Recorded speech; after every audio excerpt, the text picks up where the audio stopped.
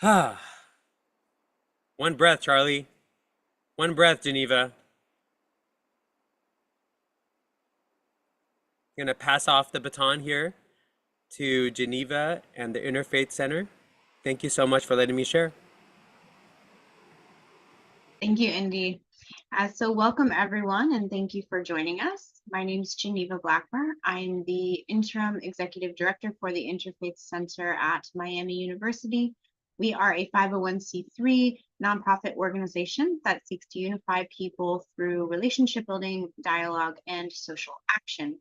And this program is made possible by a generous faith and health pipeline grant from Interfaith America. We're very happy to welcome our speaker here today, Dr. Charlie Trin.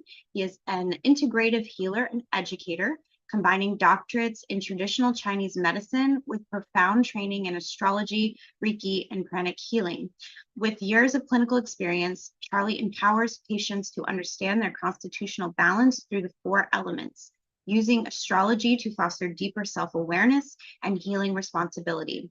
As a distinguished speaker and game designer, he brings a rare synthesis of spiritual, scientific, and technological expertise, guiding both professionals and patients on a transformative journey towards holistic health and purpose.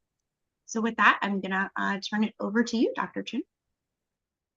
Thank you, Geneva. Hello, everybody. How are you all doing today? Um, we'll leave the chat open if anybody has questions throughout the presentation. Please, I'd love for this to be an engaging conversation too, because there's a lot of information and knowledge we're remembering. So please use the chat as needed throughout. And if Geneva or Indy kind of let me know if I missed a question or a comment, okay? Okay, so thank you everyone. I hope you're all ready for this as we as we remember a lot of our culture and indigenous background on how we actually used to use the elements. And so astrology is kind of what the West has kind of developed in terms of like what I call Greek Western philosophies that have kind of evolved over time. And we are the representation of what the Greeks started. But like over time, through like the British, the English, all the different cultures, medicine has been kind of updated and challenged. So right now, we're really kind of going back and remembering a lot of these indigenous practices.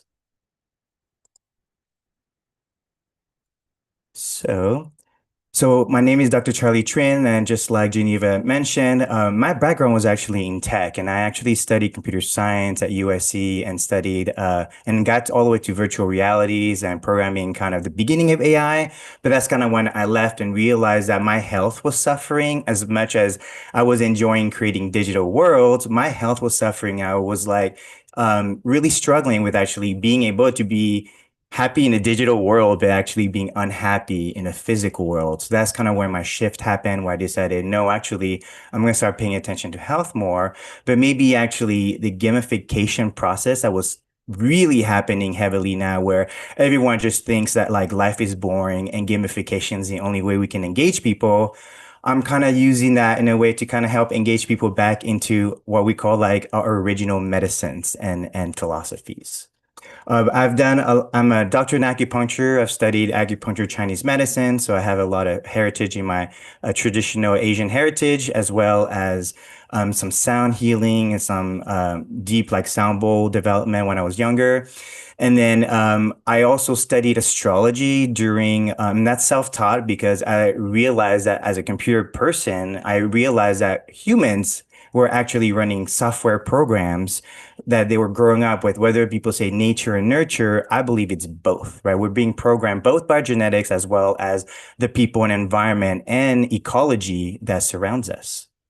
Astrology has been a very big passion of mine because I've been able to kind of help people feel less loss about where they're going in life. And from there, they've been able to find their own path of healing, whether they did more meditation, yoga, or whatever other modalities that is kind of popping up these days.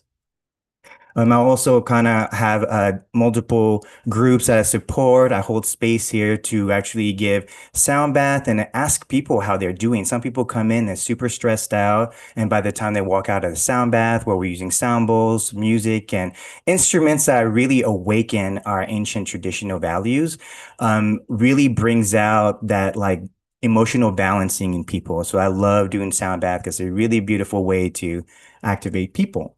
So through kind of learning from traditional Chinese medicine, astrology, pranic healing, Reiki, which is all about energy, I started to realize that there's actually this underlying language that we were missing because we're so busy living life as if life is a very complex situation and that no one had solved it.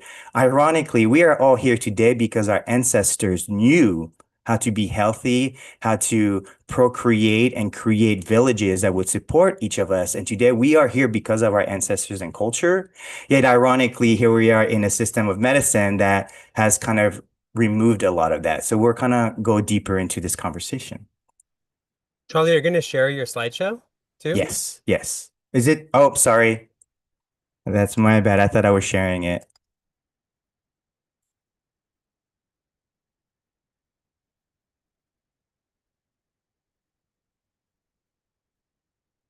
Okay, all set. Sorry about that. So this is kind of my slide. So it just describes kind of all the things I'm involved with. I'm also a board of director with a nonprofit organization called Cultivating Self. And that's about actually teaching healthcare workers how to not burn out by actually regenerating their health. So we actually support a lot of healthcare workers in hospital settings to bring yoga, to bring Qigong and Tai Chi, just all these different modalities because many of us who are healthcare workers are actually coming from other cultures outside of America. And so when we come here, we do forget or we're asked to forget a lot of our culture. So right now, we're finding that a lot of people who are in these healthcare industries, when they go back to their heritage, they actually are able to kind of heal. So this is this deeper conversation that we would like to explore today. So, what if healing is actually not about science, but it's all about remembering our connection to nature and spirit, right? And that's this deeper conversation that my talk is about today, because we talk a lot about medicine and healing, but we actually don't talk about our ecology, right? We talk a lot about the nature of the genetics, right? We talk about eugenics, we talk about epigenetics, but no one talks about how does the ecology, our environment, the nature itself affect who we are. Really, that's the part of nurturing, right? We're being nurtured by our environment. So a major problem that we see today in healthcare is that we often ignore spiritual cosmologies. We forget about our cultural framework and elemental balances so that we focus more on biomedical focused solutions, right? So very symptom disease-based focus. And so what happens is healthcare tends to focus more on biomedical focus symptoms, but it actually ignores the human as a mind, body, spirit concept, right? These factors of what makes us who we are. So what happens is patients tend to mistrust their healthcare professionals. They have low compliance with the treatment because some of these medicines, you're like, I have no idea where they came from, right? There's a lot of increased chronic illnesses. And when I say chronic, that's because the problem has been going on for so long that what happens is the disease gets worse and worse and starts to affect different parts of our lives, starting from physical, eventually reaching emotional and spiritual problems.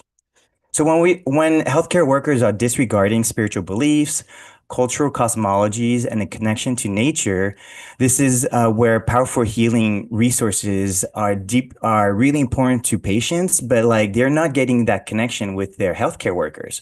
And that's why there's kind of like a disconnection with our healthcare workers and patients today. So one of the biggest problems that we're experiencing, because we all came from out of COVID. So 1 in 5 adults or 2 in 5 youth have anxiety and depression. And that's since 2023. And you can see now that like things are continuing to grow. Right now, it's an alarming rate that the youth and young adults between 10 to 24 are accounting for 15% of all suicides.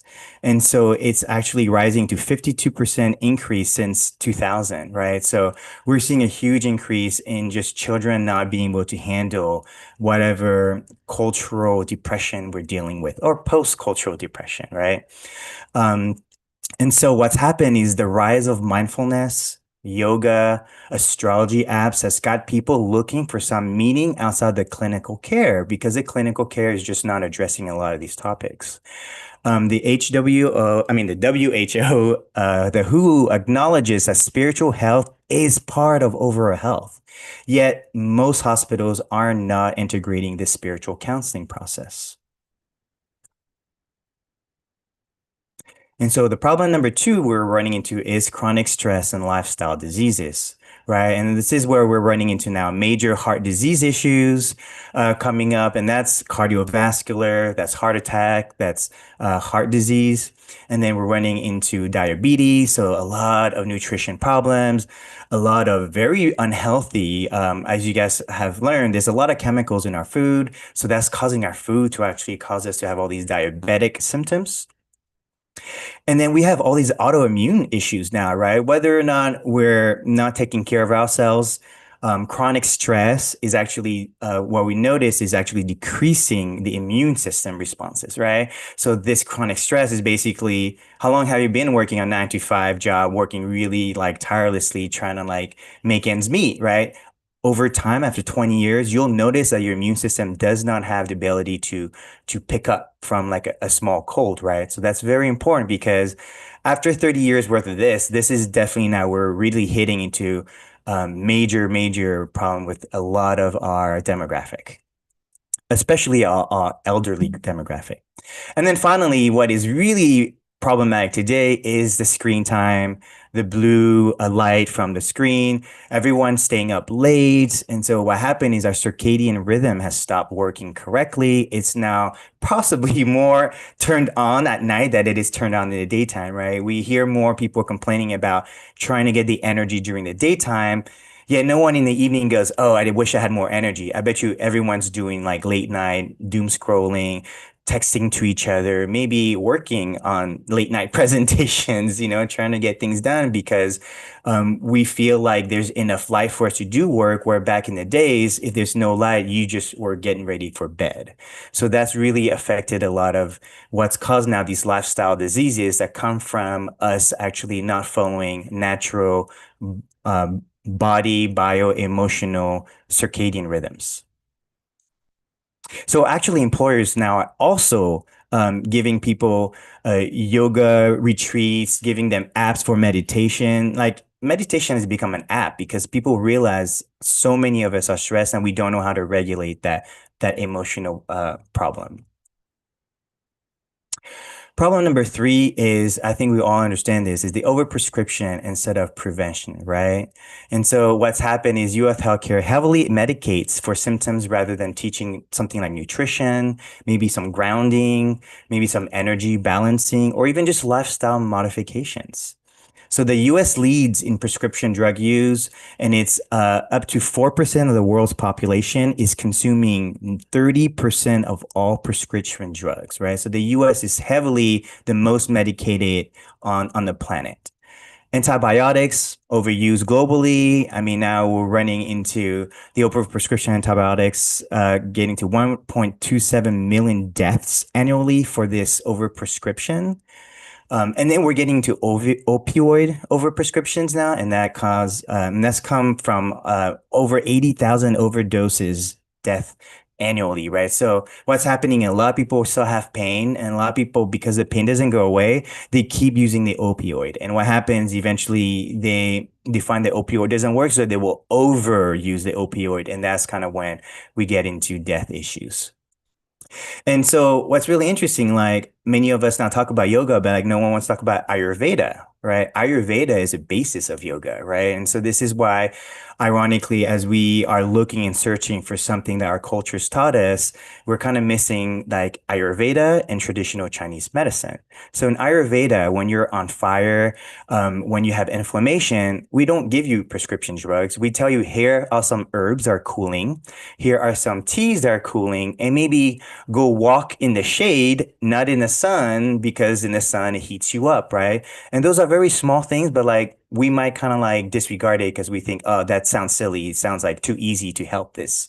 But actually, our chronic issues because we have developed very bad habits that over time has caused deficiencies in our body, imbalances in our body. In traditional Chinese medicine too, we have herbs that cool your body. We have acupuncture points that actually cool your body and releases hormones that actually calm you down so that you can feel less hot. And so modern care rarely offers these patients these alternative medicine, which is ironic that we have to call it alternative, right? Actually, many of my patients now don't call it alternative. They're like, actually, you're the only medicine that works. But they always come to me at the end of their like journey looking for a cure, right? Whether it's 1 year, 2 year, sometimes it's 10 years when I hear people say they haven't had any relief from this problem. And, they're coming to now these alternative spaces and this first time they're getting some kind of relief. And they're like, I don't have to take that prescription anymore. So that's very important for us to kind of realize that our body has the ability to heal. We just have to give it the support it needs to heal itself. So the result of overprescription is that we're seeing patients returning sicker, more dependent on medication, and they're not even addressing any of these root causes. And these root causes over time creates more root problems. So if you have one problem today, after 5 years, you're not going to have 2 to 3 problems because they're kind of tackling on to each other. Oh.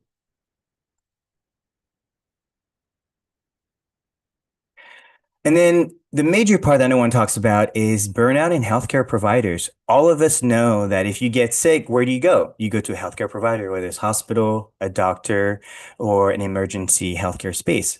But what if your healthcare providers cannot provide healthcare to you anymore because they're actually just as sick, if not worse than we are sick, right? We see a lot of now today, like 46% of healthcare workers report frequent burnouts by 2022, right? And now we're up to 32%. And I mean, 63% actually. The number is 63% post-pandemic. So basically, that's like more than 50% of healthcare workers are burnt out post-pandemic. So we're now running into actually disaster possibilities with our healthcare industry. That's also taking out a huge emotional toll on them.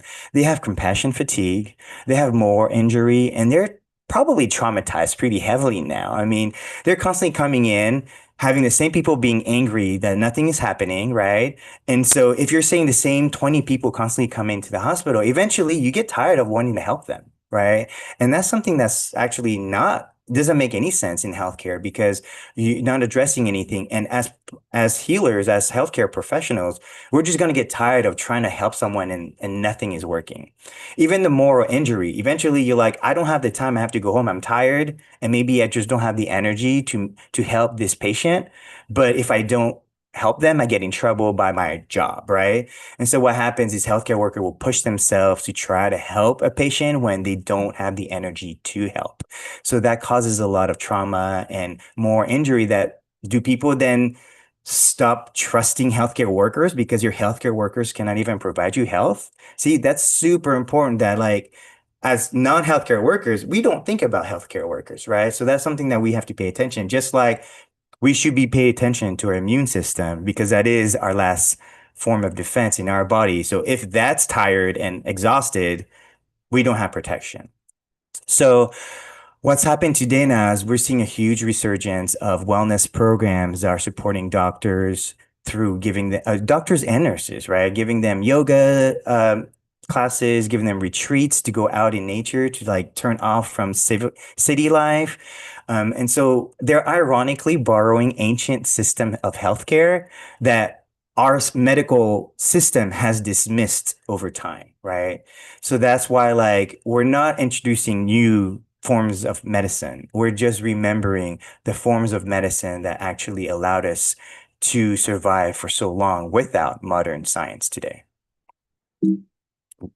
So these pictures here, we cultivating self started with a nurse practitioner who was burnt out, and she actually gathered her own nurses, her own doctors. She goes, "Hey, I'm finding this issue. I'd love for all of us to do this together." And so now you're seeing here you see just different examples of other healthcare professionals that brought in yoga, meditation. We've done Tai Chi for our healthcare workers, and so that's why our nonprofit and so many other companies and nurses out there are doing the same thing too. So how do we kind of make this a bigger, important call that too many of us are having this problem, and we should make this a bigger um, what's called infrastructure to really support all of us. And another problem is what Richard Louv coined the word nature deficit disorder, which is the lack of nature exposure that links to depression, obesity, and ADHD, right? Which is, again, like we said, like most of our current issues today. Patients are often confined to artificial environments that they experience worse recovery rates than when they compare other people who had access to gardens, to nature, to plants, right? And this has actually now become so important that hospitals are designing healing gardens inside of their hospitals and outside of the hospital so that they will prescribe their patients to go out into the garden for like an hour or two to kind of get that energy back. So a couple of hospitals are Northwestern Medicine, Marion Joy Rehabilitation Hospital in Illinois, Mass General's Onward in Boston. There's some in Australia. We have a few in California. So you can see that even hospitals are realizing that they're missing this ecology environment piece of the conversation. And finally, the missing link to me that really bridges all of it together, because we've been really focused on the healthcare part of it, which is the body mind, but we forget about the spiritual healing, right? And so a lot of times what's happening, if any of you are chaplains and you guys are involved in supporting spiritually in hospitals and general healthcare places, you can see, like, even when you go to a temple, I've gone to a temple when I was growing up as a Buddhist. I've gone to churches. I've gone to mosque. I go to all of these spiritual places. A lot of times you're getting big buildings that are like big rooms where you can hold a lot of people, but everything in the room, what I would call dead. The pictures are nice, but they're like static pictures. The wall are static. The floor is static. There's nothing growing, nothing living in these temples. And so what happens is, when you go in this temple, maybe like each of the priests or people who are at the temples and churches, if they're not there, then you only have an empty temple to connect with. And that feels very alone, right? Spiritually. So this is why actually now you're seeing so many people now pushing this whole hiking or going out into nature. And you're seeing people like saying, "Oh my God, I went out into nature for a whole weekend and came back and all of my anxiety, all of my depression disappeared," right? So people are actually self-prescribing nature walks and being out into nature. And so when we connect to nature, we're actually connecting to the feminine aspect of spirit, while when we connect to the sky, the sun, we actually are connecting to more of the masculine aspect of spirit. Right. So there's a complementary duality often overlooked in today's interpretation of spiritual wisdom in religion and many kind of spiritual concepts.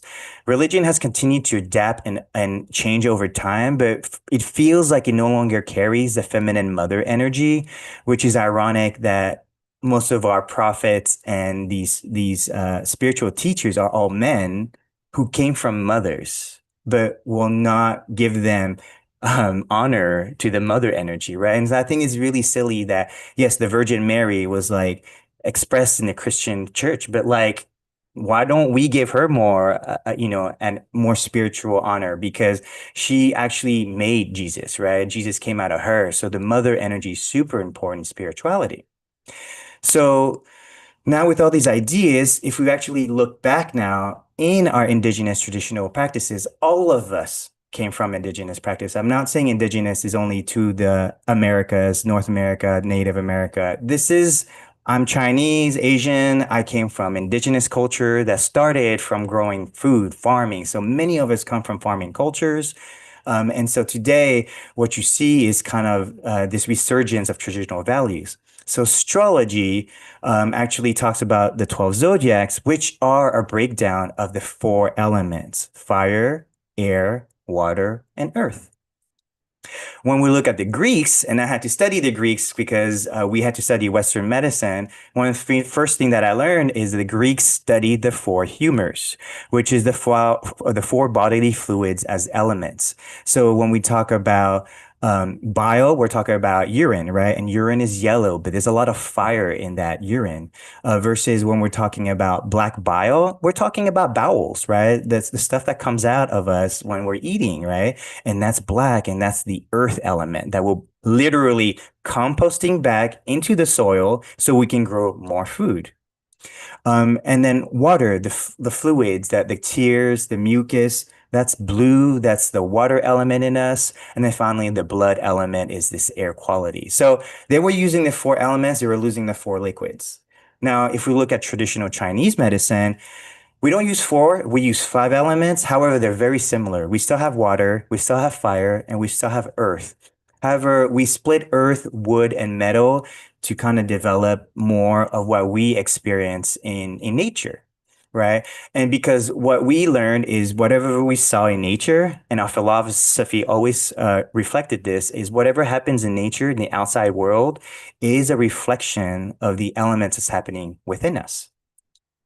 And so so we actually coordinated the elements to organs, and that's how we actually pay attention to the uh, elemental balance of organs when we actually practice our medicine. And the Native Americans, right? They had sacred directions and they were earth-based ceremonies. Even those sacred direction, you have air, fire, earth, and water, right? And they have their own categorization of these elements. And even in their medicine, they're constantly using these four elements. And finally, Ayurveda. Ayurveda, a lot of people don't think is actually elemental, but it very much is. It's actually an upgrade of the single elements we talk about. So when we talk about fire, air, water, and earth, those are single elements. Actually, in Ayurveda, they use something called doshas. And the doshas uses two elements because we're not just single elements inside of us. We're actually a mix of multiple elements. And some of us have much more constitutions for certain types. So we have vata that we talk about, and this is where you're talking about ether and air, or space and air. They tend to be very upbeat, very fast moving energy, because you can see that they're very light on their feet. So they're always out and about moving. Versus pitta, right? We talk about qualities reflecting the elements of fire and water, right? So that's the mix of them. And finally, kapha, which is the qualities of mixing water and earth. So you can see these five, and these are major cultures today that are still living among us, right? The Western still uses astrology and Greeks. Us Easterns are still using traditional medicine. Today, many indigenous cultures are still using the four direction. And today, ask any Indians in India, they're still using Ayurveda. So this is not something that is lost. This is actually still being used, but it isn't really supported. Not a lot of people actually are pushing for it. Even in the medical space, a lot of time people look at me as if I'm like trying to do magic, right? Versus actually understanding that these elements are happening within us. So nature's laws actually is mirroring in our human body, and that's what all cultures actually understood. Now, I want to kind of take it further up now into a spiritual place, because we're just talking about the elements that we experience physically in our world. But when we talk about spirit, spirit is beyond the material. Spirit is beyond the physical that we experience. And so a lot of places that these cultures come from, their spiritual systems talk about more about the Almighty God. The Great Spirit is actually includes the Father, the Mother, and the Holy Spirit, right? I think all of us have heard these kind of different trinities in different ways, right? Healing requires honoring both the sky and the earth, just like previous indigenous cultures used to do. And you'll notice that the Holy Trinities is constantly used in all other cultures, right? So I'll name a few for you guys to kind of recognize that this Trinity is a very common archetype. In Greeks, they used to talk about the ethos, pathos, and logos. They also had the soul, the body, and the spirit. Indigenous cultures talk about Father Sky, Mother Earth, and the Great Spirit, which they call the child of life. We also have the sun, the moon, and the earth. The Hindus, they use creation, preservation, and destruction. And then many Eastern philosophies, Tibetans to the Chinese to the Japanese, we all believe in the body, the mind, and the spirit as this trinity. So if you look at it here, you guys can see like the Father Sky, Mother Earth energy, and the Great Spirit are these continuing spiritual trinities that multiple cultures use because they recognize this really powerful relationship between these three energies. And it's in this three energy that we are actually feeling spirit. And that's why like many, I do Reiki and I do pranic healing. And without this understanding, you're actually not accessing spiritual energy. You're accessing only your personal egoic energy, right? So when you're doing Reiki, you don't want to use up your egoic energy because you literally only have a finite amount of energy.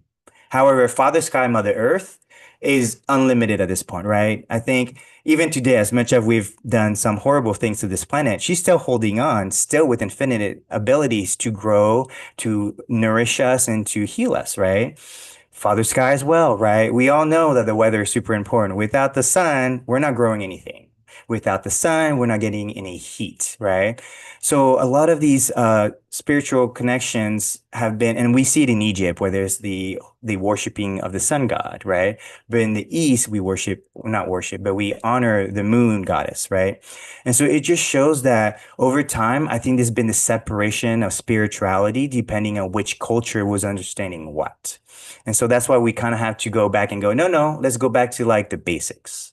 So if we were to go back to the basics, we would then actually talk about the idea of Father Sky that represents two elements and Mother Earth represents two other elements, right? So when we talk about the sky through science, what do we call it? A giant gaseous ball on fire. That's literally the element fire and air, right? And that fire comes into the planet, and this is why we have summers and winters, because the sun, the father sky itself, is reducing its distance and causing this heat to change. Even the air, I mean, we all know that when crazy wind tornadoes happen, we used to call it, oh my God, father sky is very angry, right? Or it's just the weather was actually in chaos and it actually needed to create this tornado to balance the elements. And then Mother Earth is basically just water and earth, right? And that's literally what, and so if we were to ask you today, how long do you go before, how long can you go before you need to eat, right? We talk about maybe 40 days, 40 nights, but how long can you go without water? 3 days, right? So those two elements are so important, yet we forget that it comes from this feminine energy. So in Chinese medicine, we say that the father sky is formless. You cannot touch the sun, you cannot grab it, you cannot touch gas, right? But you feel it. If you have no more air, you feel it and you die, right? So it just shows how important it is, but it doesn't have form. Mother Earth, she has form herself. Earth, we need earth to create cups, to create rivers, to create mountains, right? We walk on the earth constantly. And water too. We cry water, we sweat water, we drink water. And you know, I'm sure that you guys all know scientific research have said that water holds memory. And then scientific research has said memory in lunar time water. So water right before full moon, for some reason, the crystals of the water can handle and hold 1,000 times more information. So the memory becomes more potent during full moons. Scientific. Yet, ironically, we're approving a lot of these indigenous cultural wisdom that we at one point considered people like to do woo woo, right? To kind of like what I call gaslight spirituality, right? But really, actually, the spirituality has always been here for us. And so if you take these four elements and you understand this idea, so in Chinese medicine, the Father Sky, Mother Earth is one entity that comes together. If you separate Father Sky, Mother Earth, you have death, right? Because the child needs the mother and father, just like the elements need father and mother, just like we need the mother and father to survive, right? And so, in the forgotten Western wisdom, which we go back to the Greeks and astrology, they actually had archetypes for these four elements. And so, you can see that this is simple in just talking about psychology archetypes. But this concept, if you guys know anything about psychology, came out of being sanguine, melancholic, choleric, and oh, I forget the last one. All four. So these were actually temperaments. We talk about Brickman Myers' concept of personality traits. They come from these four concepts, right? Earth people tend to be down to earth, right? It's literally the metaphor makes sense, right? People are grounded when they're earthy. Again, very metaphorically makes sense. Versus like maybe when you're a water sign, you tend to be more imaginative, empathic, very emotional. They like to nurture people and they have some intuition, right? That's why water signs have a hard time grounding because they're so filled with emotion. They have a hard time trying to ground out what those emotions mean. Fire signs, we all know fire signs. They get very in our face. They're very loud. They're very excited. They're brave. They're artistic. They're very confident in themselves, very passionate when they talk, and they tend to be independent. The fire just does its own thing, right? And the air has this wittiness, that socialness, talking and spacey. All this air quality is what we call social media and marketing, right? And you guys can see now is we're selling a lot of nothingness in the internet because of this air quality.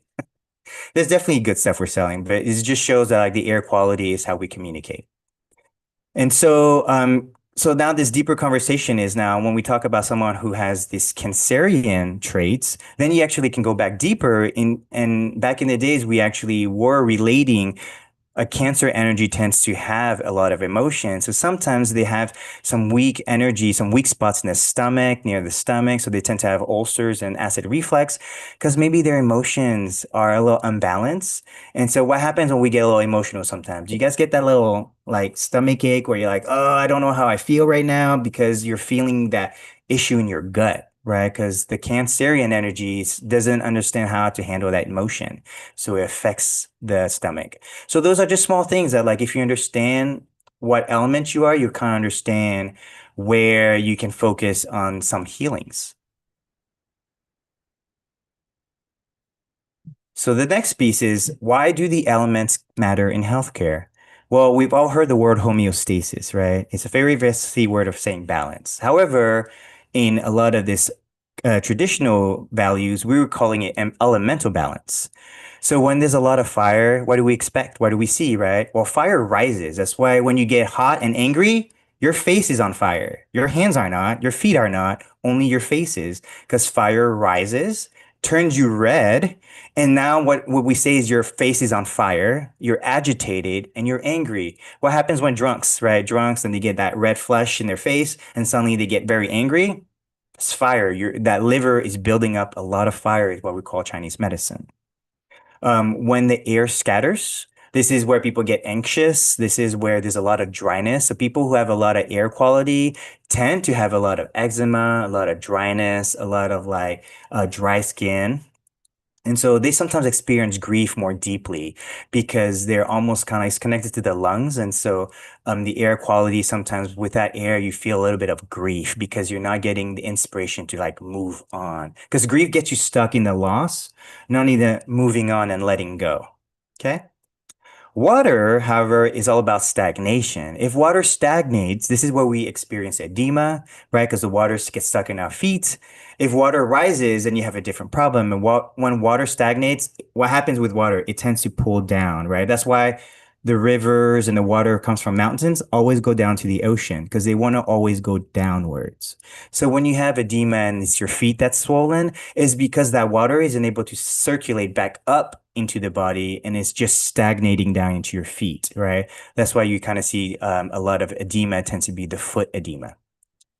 And so this is where fear happens because they just don't have the fire passion to like have courage to conquer their fear. So with too much water, it's almost like the emotions are so overbearing that you just don't know how to like get through that, right? So you tend to have a lot of fear.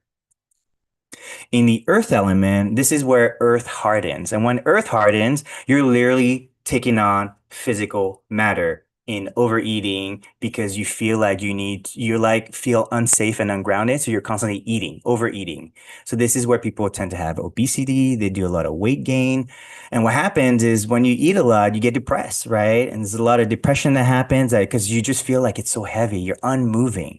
So these are those who might be like stuck on the couch watching TV all day long. And what happens with TV is they're getting that excitement in their head, but not in their body. So they get excited and then the TV turns off and then they're tired and then they just stick there on the couch, continuing to gather earth. So these are the elemental languages that actually makes our illnesses a lot more intuitive, right? So when you tell people you have inflammation, I don't know how to deal with inflammation. Your joints are on fire. Oh, maybe I can cool my joints. I don't need a doctor to tell me how to cool my joints. I know that fire needs to cool. So maybe I need something that cools me. This is where I think the advent of cold plunges during the summer, okay? Summer should be cold plunges. Don't do cold plunges in the winter because it's too cold then. But in the summer, it's great to do cold plunges because your body is on fire, so it's inflamed. So go into a cold plunge, you're using the water element to dissipate the heat, right? So that's how we can describe some of our problems. You know, when you're hot and you're sweating, you're on fire, right? So that's the fire element rising. We don't need to use fancy word. I don't even know the word for like if you're sweating too much, there's like a Latin word for it. But if you go, you're on fire and sweating, anyone can understand that elementally. And so finally, what's ironic is that modern wellness today is actually taking a lot of ancient elemental practices. What do I mean by that? Well, when we talk about fire, we talk about saunas today, right? There was a huge sauna revolution about like 5, 10 years ago. And literally, this comes from sweat lodges that many indigenous cultures used to do because we were using that fire element. So, especially if you eat a lot, use that fire to burn this weight off, to burn the things that you no longer need. The fire then moves the energy, moves you, the sweat moves, the lymphatic moves. And so now you're just releasing things, right? And the natives knew this. Every time you got sick, jump on a sweat lodge, build up that heat, sweat out the gunk. Even in TCM, if you get a cold, the first thing we do is we put a towel over you, we burn what's it called, herbs, and then we make you breathe hot air. So you sweat the toxins away. And then today, ironically, because we can't wake up in the sun in time, so we're all now using red light therapy. It's red light from the sun, everybody. It's free if you wake up on the sunrise and you go see the sunset. But if you can't do that, then today we're now inventing or plagiarizing the red light from the sun into these red light therapies, right? So again, you can see that the wellness industry understands this very clearly because the clinical space of healthcare workers are not providing preventive health. They're only providing symptomatic help, right? So this is kind of like how to adjust on these problems. Even red light therapy today, like, oh, it can heal your cells from inside. And then here we talk about cold plunges, but here I want to talk about foot detoxes, right? People talk about, oh, that's all quackery. It's all weird science that like you can put an onion and put your foot in an ionic bath, and purification comes out. Yes, it does. We have meridians under our feet that releases toxins through the earth, the water, and the wood element. That means that if you touch your feet on the grass, on the dirt, and in water, you are detoxing the system, the lymphatic, the blood, all the toxins in your body comes out of your feet. That's why you never put your feet against people because the energy that comes out of your feet sends that dirty energy onto people's energy, right? That's why in many Buddhist culture, we don't meditate and put our feet on someone's head because you're literally dropping dark energy inside of their crown chakra, their divine energy. For breath work, I'm sure everybody's heard the word breath work, but forest bathing. Why? You know, because today, like what happens when we run out of oxygen, someone puts an oxygen mask. Yet, ironically, our ancestors just used to hang out in giant forest where there's giant trees, and all they were doing is releasing a ton of oxygen, right? So that's how you can get free oxygen. And even fasting. Fasting is actually you not needing to take in physical food. And so you become lighter. And so that's why fasting has become a huge thing now in medicine because people are starting to realize that the intermittent fasting is a very common wellness practice, right? that comes from what? Many religions do it, right? Ramadan is one. We have Jesus who fasts for 40 days. Even in the Asian cultures, we have fasting moments. Actually, the best time to fast is the spring when you have a lot of berries, because the berries are very detoxing, right? And then it's hot. So every time, if you guys know about fasting, you get very cold because you're not having enough energy to build a fire inside of you. So the summer or the warm season is when it's good for fasting because if you're cold, just walk outside and just sunbathe, right? And then the heat will warm you up and you won't need to eat food, right? So that's how you can support that fasting phase. And then finally, Earth. I don't know how many like technology has been invented now for like shoes that are grounding, bed sheets that are grounding. Even in electricity as an electrical technician and a computer science engineer, I had to wear bracelets that would ground me. Otherwise, I would actually electrocute my computers, right? My motherboard and all that. Which ironically, I have to ground myself to do acupuncture, or I'm actually also causing too much electrical problems in someone's system. So modern tools have been echoing ancient elemental based wisdom, right? So now we kind of come full circle because if healthcare providers are not doing this, the wellness space has started doing this and is doing really well. And that's what's actually keeping people from going to hospitals now, because if you can't support your elemental balance, you don't get sick. So you actually end up less in hospitals and you end up less needing all this prescription.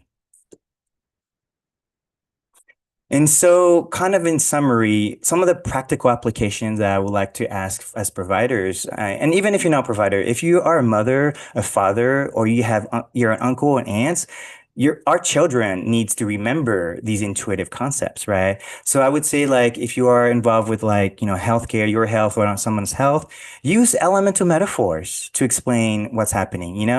We tend to recommend cultural neutral wellness practices, like let's say drink water, hydration, right? Just hydrate. You need to drink water. Everyone's using grounding now, right? So like we have to use these to give patients some lifestyle things that they can do, because for them to come only to the clinical space to get any healing makes no sense. Actually, they should be healing at home. Like actually back in the days when a kid got sick, their mom and dad were good enough to get them through their adult days.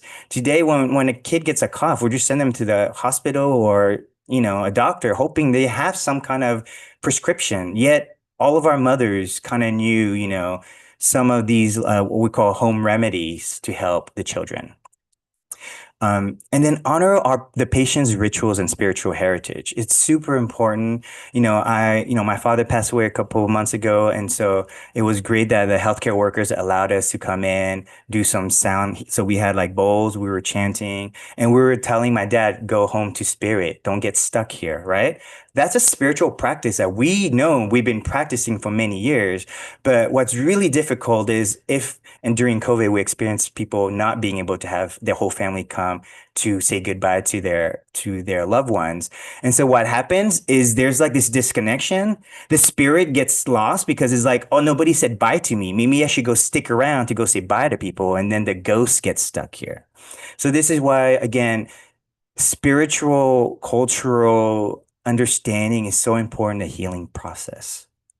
And then I would say support your own elemental balance, right? Don't just go out looking to help everybody, but actually the balancing happens to you first. And so when you're able to understand the water, the fire, the earth, and air in your body, you're able then to describe people, oh, I'm feeling low air right now. I'm going to take a breath. I'm going to maybe do 10 breath right now because my energy right now, I'm feeling very low. I can't think. So maybe some fresh oxygen to my cardiovascular system will enhance the energy that provides my brain to think, right? And that's how pranayama, breath work is actually supporting people's thought process and emotions. And then create healing spaces, y'all. Like a couple plants here and there are nice. Don't put plastic plants, y'all. Like that doesn't do anything but make you feel better, but it's not giving you the spirit of the plant. There's spirit in these plants, there's spirit in the water, there's spirit in the sky, there's spirit in the breath. That's why when we are just connecting to simple things like fire spirit, earth spirit, water spirit, you are accessing and talking to the greater God spirit overall, right? You don't need to go to a church to have some priest tell you how to talk to God.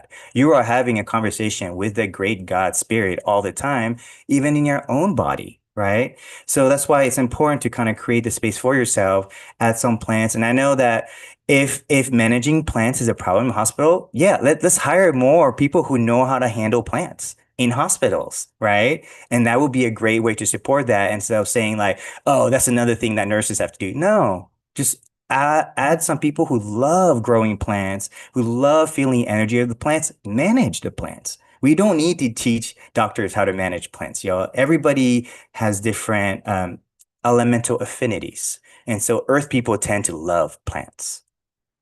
And so the last piece to help explain things, the West gets stuck on wording where actually all of our cultures used to remember things through stories, right? You didn't just remember, like when we say, oh, remember all the gods of purification, gods of death, gods of that. It wasn't a god of death. It was a path of reaching death or hitting death.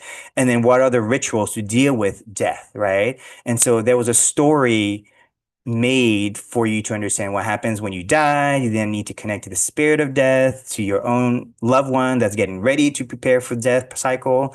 The Tibetan Book of the Dead talks about the entire ritual, right? So if we're not able to bring that into a hospital space when our loved one is getting ready to transition, you can see how a lot of spirits and ghosts get stuck in hospitals. And this is where sometimes then we get so as a Reiki pranic healer, what we call spiritual attachments, like people who attach themselves to other people and seed consciousness happens in hospitals because no one is clearing the air, no one's clearing the fire, no one is turning on the earth, and no one is taking and turning and activating the waters, right? And that's what's happening in a lot of what I call these like dead spaces, like the hospitals in four walls, right? And so, in summary, it's very important for us to kind of use the elements as a universal language that bridges cultural, spiritual, and physical health. So, right now, I'd love for all of you to just take a deep breath. And as you take that deep breath, just tune in internally. Just feel inside of you. Do you feel hot right now? Do you feel cold? Do you feel hungry? Do you feel excited? Does your body feel tired? Does your body feel heavy? Does your body feel light? All of these physical descriptions that you tune in when you close your eyes, because when you close your eyes is when you're actually tuning in inside of the body. This is why in meditation we tell you to close your eyes so you can actually feel the input inside of the body, because your heart is beating. You don't need to feel your heart here. You can actually feel your heart just by breathing and feeling your heart inside of your chest. And so as you guys do these practices, I would recommend doing them in the morning when you wake up. Feel how your body feels, how's your pulse feels in the morning when you wake up and nothing crazy has happened to you yet. And then feel your body when you're feeling very anxious, upset, angry. See what's changed. Are you hot? Are you cold? What can you do? When we're hot, we tend to drink cold water, right? To cool ourselves. So we intuitively know how to balance these elements. And so the more we practice closing our eyes, meditating within our body to feel the elements moving in our body. Did you guys know you could feel the blood moving in your body? Did you know you could feel the breath coming into the lungs, filling the lungs? Do you know that you could feel water traveling into your tears, into your lungs, and down your feet? And so this practice and why this wellness practices and why a lot of this, what we call yoga, Tai Chi, Qigong, a lot of these names that we use in our own culture is coming here. And what we're unfortunately getting sidetracked on is people are just focusing on maybe the movement of yoga rather than the philosophy of yoga. Same thing with Tai Chi. Oh, I want to learn Tai Chi. Okay, but like Tai Chi is just a practice of moving your body energy. But when you're doing chores, you're doing Tai Chi. You're literally sweeping, right? When we do yard work, we're literally shoveling, right? And so all these practices teach us that like we're doing meditation movement all the time, but maybe not in meditation, right? We're now recognizing that maybe doing the dishes this way hurts my hand. Maybe I need to do it this way. And when I do it this way, actually, I don't use up energy, right? So those are the ways that we can be a little bit more intentional in our meditation. Meditation is not about clear mind. Clear mind is a symptom and a reflection of the work of mindfully looking at your thoughts. And every time you look at your thoughts, today you have 100 thoughts. If you practice removing 2 thoughts today, right? After 50 days, you've removed all 100 thoughts. Obviously, you're picking up new thoughts every day. And that's how you're actually being, what's it called? Having an empty mind. The empty mind is a practice of paying attention to how those thoughts come in your head. And the deeper work is how are your feelings coming in your body? And that's why meditation, actually tuning in to how the body feels, is a deeper practice. So that's why it's only the mental, y'all, the mind, the body has input and the soul spirit has input. So when we do meditation, tuning into the body, the mind, and the spirit, and that will give you this alignment within you to really tune in to your true healing. So the last piece is I know I didn't address a lot of the elements because as you can see, it's so much conversation to talk about why spirit is actually involved with the elements. And so we've built a toolkit for you all to actually have to keep, to look at. It is based on the astrology, and astrology is not your sun sign. It is like multiple hours worth of analysis. So please, look at these as exploratory conversation rather than like, don't use everything we've shared today as like law because we've just scratched the surface. You have to still do your own integration of what I shared today. And so the toolkit, we have a survey that we would like you to fill out just because, again, this is very important for us to keep doing this work and to show that actually the stuff that people say have been removed from medicine, we have to bring back. And the more people push for this intention in our consciousness, the more our collective consciousness will see it as a valuable concept to reintegrate back into our medicines and health. Okay, so my last thought is to heal the body, we must remember the earth. But to heal the soul, we must embrace the sky. And so in doing both, we meet spirit in wholeness. So thank you all for sharing with me, one of my biggest passion about why the element is so important in giving us back our steps to connecting back to the great God, soul, universe. So thank you. And I will put the form here on the chat for you all to kind of fill out. And we will definitely send you guys a toolkit through email because we're just kind of finalizing some of the content right now to kind of send it to you guys. So the email will be super helpful for us to kind of send it to you by email. And then just keep in touch. I'd love to keep in touch with you all. I know all of you are coming from variable backgrounds, so I'd love to kind of share with that. So thank you. Dr. Charlie, Yes. I added the form in the chat, so people please, do it now because otherwise, if you don't do it now, it's that whole Charlie. What's the astrology or the element of that of procrastination? Oh, it's the air sign. If you scatter the air sign cannot intentionally come together. So they say that like if you have a task to do, don't do it more than 5 minutes. If you take 5 minutes to do it, you'll forget it and you end up procrastinating longer. So try to not The procrastinate. other the other flip side of that, Charlie, is I've learned is if you can do something in less than 5 minutes, just do it right now. Like if it Yeah, comes in your mind, like if it's like messaging somebody or doing, if you can do it less than 5 minutes, just do it. Like in the moment you think about it. exactly. I'll do it later. But Charlie, I know it's 11 and Geneva, I would love to ask you too. Is there any space for people to ask questions for like ten minutes or something? That's fine with me if Charlie is available. Oh, yes, I'm definitely available for that. Let me close the share. So, and then I'll take off Okay. your spotlight. So yeah, if anybody wants to ask any questions, please, you don't have to even hop on your video, just you hop on the mic, or you can share it, you can ask it in the chat as well. But come on. Sandy has the hand up. Sandy, go for it. Hey there, Dr. Trin. This has been such a pleasure to listen to. I didn't really know what to expect coming in, but this has been great.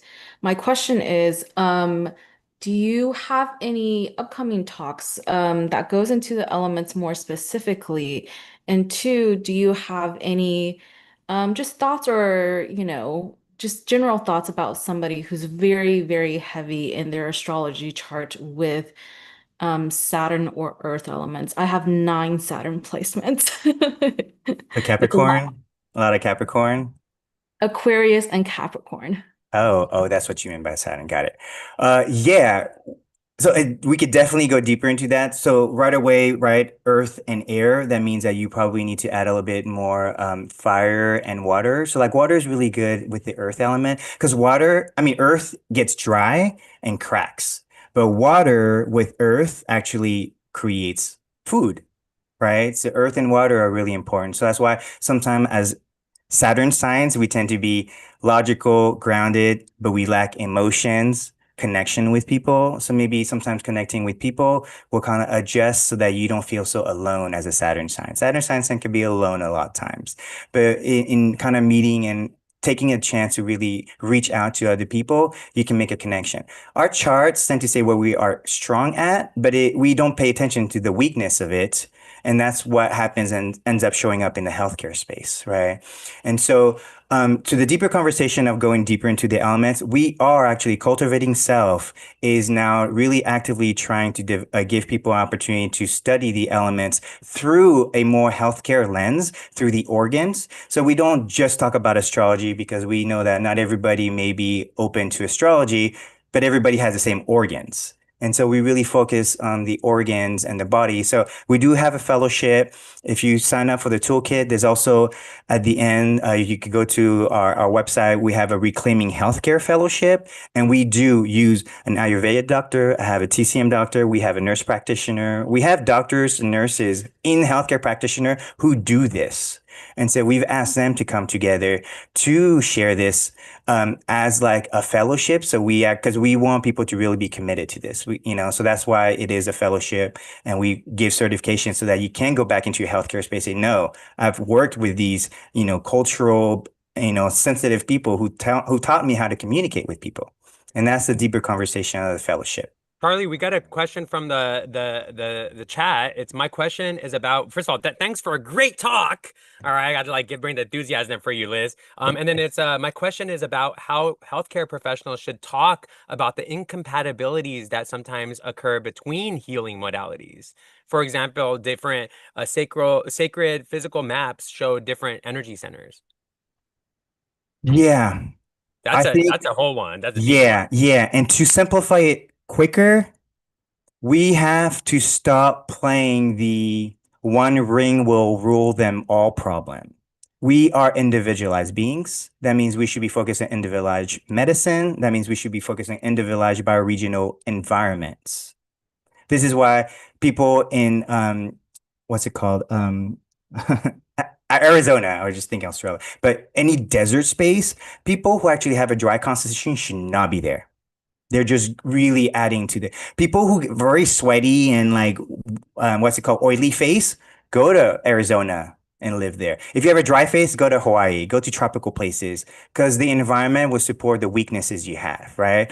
And so I think that it's very important to start having the conversation with healthcare and say, this is my practice. That makes me healthy. And if you don't agree with me, we're not having a two-way conversation. You're just forcing me to do what you believe is right. And that's the problem. Even in the studies of biomedicine today, y'all, the studies that they use to prove anything is broken. They usually don't bring women into studies to prove that prescription for women work, y'all. It baffles me that this is happening, but the science is actually flawed. That is why we all have to tune into our own body, to our own individual constitution, and talk to our doctor as if you know yourself. That is why the number one thing that Plato kept saying, know thyself, or you'll get tricked by everybody. And so today, why we're getting tricked by the medical institution is because they're telling us what to do. We have no conversation in it. Ironically speaking, I tell people, who's paying for your medical stuff, right? Who's actually implementing? Is it the insurance company? Is it the doctor? Is it the nurses? Or is it your family telling you what to do, right? It should be you. It should be you making the final decisions on your health based on your constitution, based on your astrology, based on your genetic culture, and then based on where you are, right? And that's how we can push against the system, because the system right now wants to say, oh, you have headaches? We have a drug for headaches. Do you know in Chinese medicine, we have 4 types of headaches that we address 4 different ways? So you can't have a drug for just headache, right? So this is why we should all be pushing, and eventually the big revolution of healthcare is self-healing. If you guys are healing yourself, we don't need healthcare, right? So that's, to me, my biggest revolution. Charlie, we got Kathleen who popped up here. Kathleen, do you want to ask a question? Oh no? Anyone else?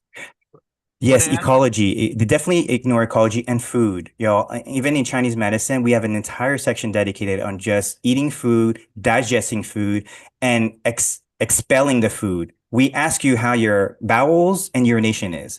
If you guys aren't paying attention to that, you're not paying attention to your health. Those are literally, if you want a lab report of what's going on, go look at your poop in the morning. That's your lab report of how your body was doing the day before. Because the lab report that you got from the doctors is already 2 weeks old. And at that 2 weeks, you probably forgot what you were eating and doing. So those lab results don't matter to us. That's why in traditional medicine, when you come in, I heal you with the disease you have right now. Not 2 weeks ago, I had this. I don't care. But right now, that disease became this. I have to deal with this right now.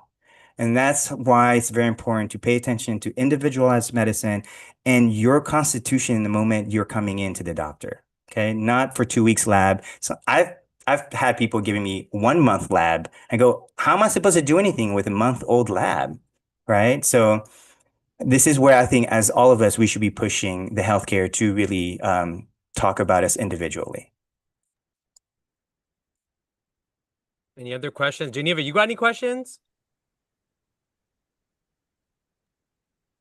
And I will say one last thing too, because this happens in relationships a lot. This is the male-female archetype.